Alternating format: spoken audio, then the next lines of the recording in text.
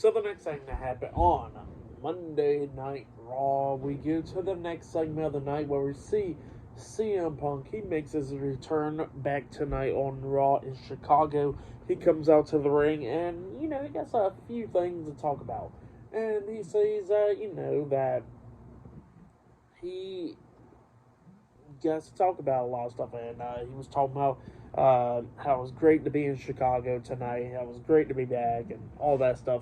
And then he actually mentions that everybody can keep his name out their mouths, like Seth Rollins can keep his name out his mouth and all that stuff. And he says that Drew McIntyre definitely can't keep his name out his mouth. And even Roman Reigns, when he was on Pat McAfee's podcast and all that stuff, even Roman can't keep his name out of his mouth, and he says that he'll see Roman down the road eventually. So yeah, that's what he was saying. But then he says that, surprisingly, he didn't hear nothing from Rock because, Rock understood what he said 10 years ago, and he says that, Rock's arms is too short to box with God. So yeah, that's what CM Punk says right there again. Just good stuff right there. But then all of a sudden, CM Punk gets interrupted by Drew McIntyre. Drew McIntyre comes out there, and then CM Punk tells him to turn off that stupid music.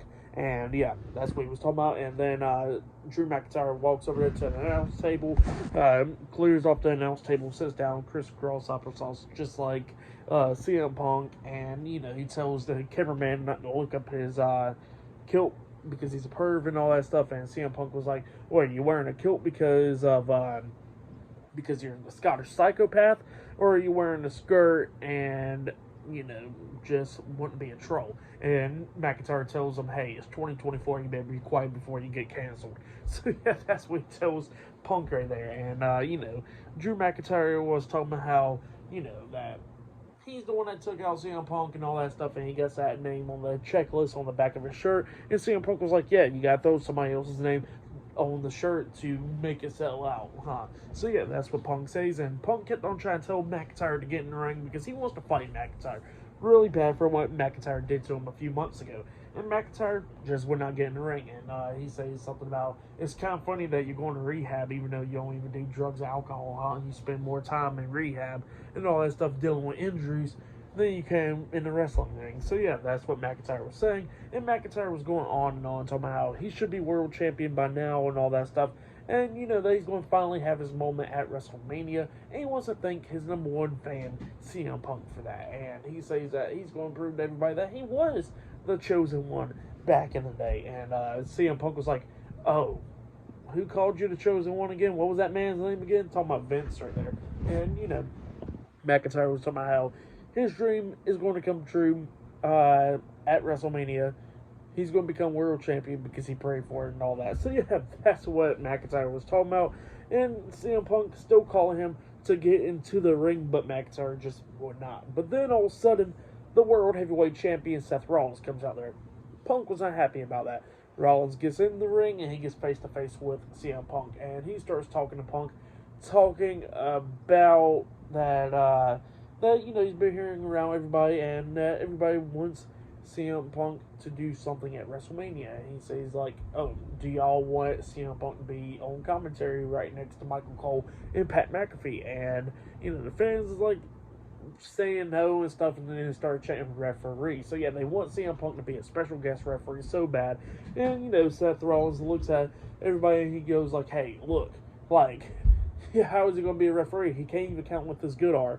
Punk gets down, he starts counting with his left arm instead. And he says, "Look, I can count perfectly fine." So yeah, that's what he says. But he says that thing is like he better not be referee because it's just going to be dealing with two guys that he just don't like, so he can't make a decision right. So yeah, that's what CM Punk was talking about there.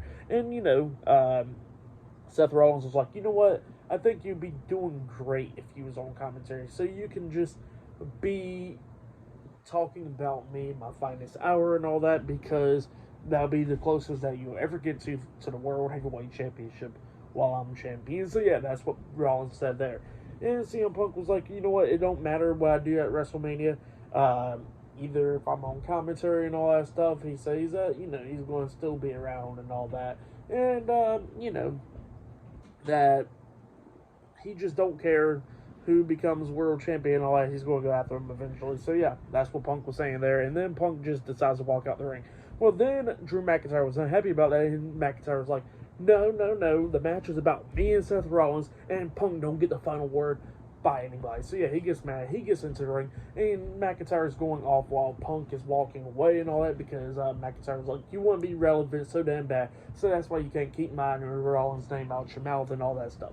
So yeah, he was somehow Punk be dreaming about him and stuff. So yeah, that's what McIntyre was talking about. But while he was ranting, he gets hit with a super kick by Seth Rollins. McIntyre drops down to his knees, and then Rollins hits him with the curb stomp, laying out Drew McIntyre in the middle of the ring. Obviously, cameraman up his skirt, really. What a perv. But yeah, that's what happened there. Good stuff. And then Rollins pretty much walks out the ring, and he walks past CM Punk. So yeah, that's what happened there. Pretty good stuff.